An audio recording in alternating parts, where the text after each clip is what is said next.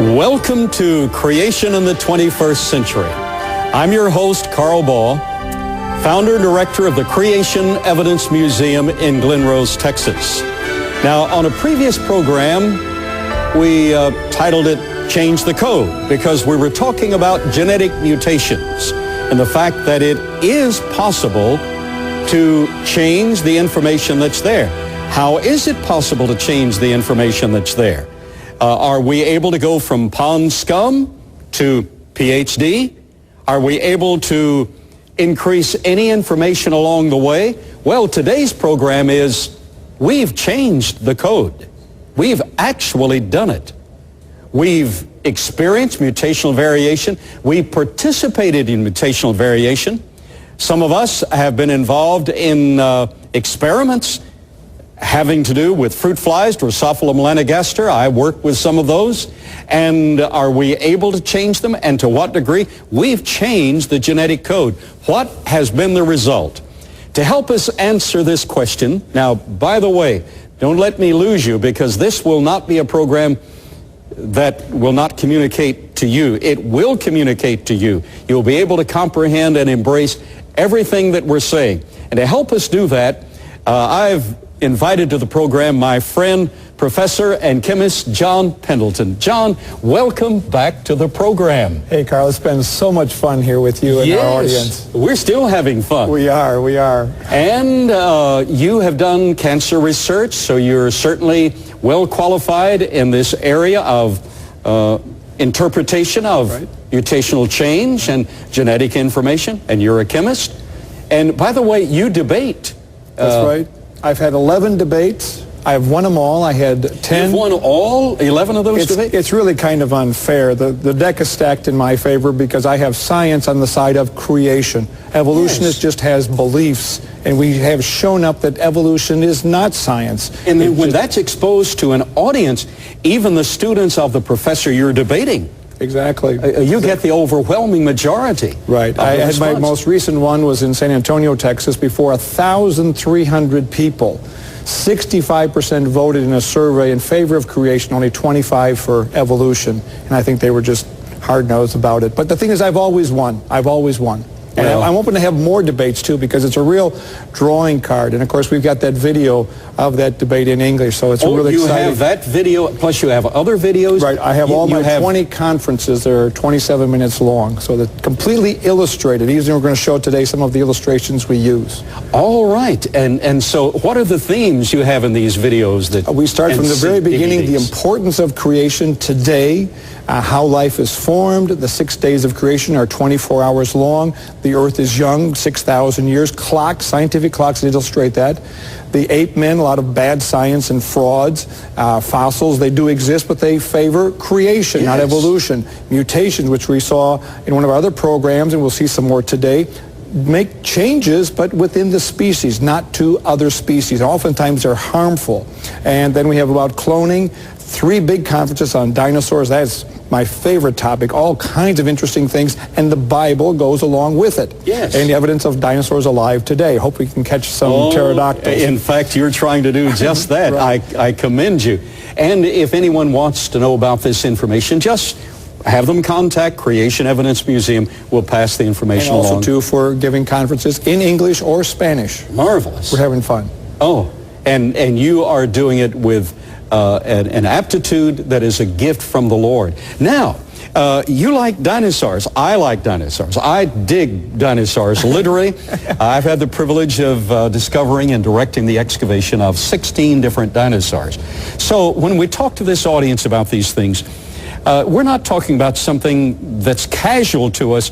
We embrace scientific research. And we've both been involved for decades in this area of scientific research. Exactly. Now, the evolutionary postulate is that from pond scum through mutational change, and there is mutational variation, as we will discuss. Definitely. But that is always either reshuffling to produce slight variants with no new genetic information, or a loss of information. Never does it add information to produce any kind of viable higher life form. That's exactly true, and that's what it's observed. And that is what is observed. In fact, with your studies in genetics and chemistry, if you alter the original, sometime even a simple point mutation, it self-aborts, and even if it is expressed, natural selection culls it out. It cannot survive in the wild. The best one of any species is the normal, the average. Certainly. You go too big, you go too small, you vary too much from it, those are the ones that get eliminated. The average are the best. I like that. But according to evolutionary theory, pond scum could produce the marvelous Stegosaurus. Stegosaurus is one of my favorites. I called him the Johnny Appleseed of the dinosaur kingdom. Why is that? Because he didn't have incisors and molars that would chew up food. His incisors were shaped like leaves, only capable of biting the food and gulping it down. He ran it into his huge vat where it was mixed with other enzymes, and because of this fermentation process, he exuded a tremendous amount of thermal energy, heat. Therefore, here's his radiator. Then, with all of this fertilized material in place, not having masticated or torn up or broken the seeds, he redeposited those seeds without tearing them up because he had no crushing molars, only leaf-like incisors, and all the fertilizer was there and the right temperature was there, so he redeposited all of those seeds, and he was the Johnny Appleseed. Just things that sprout up wherever place that he went. Almost overnight because of the marvelous pre-flood conditions. Wow, he had an edge, and all of that was designed. But you have an illustration, John, that I want this audience to see, and the point of your balloon is that things can be manipulated in ways that we don't normally envision, right? Right. Would you share that with us? The point of this illustration, Carl, is that we would have our minds open, especially you and I speaking as creationists, creation scientists. A lot of times people think that, that we're not real scientists. We really are. We're the better scientists because we believe in the creation by God.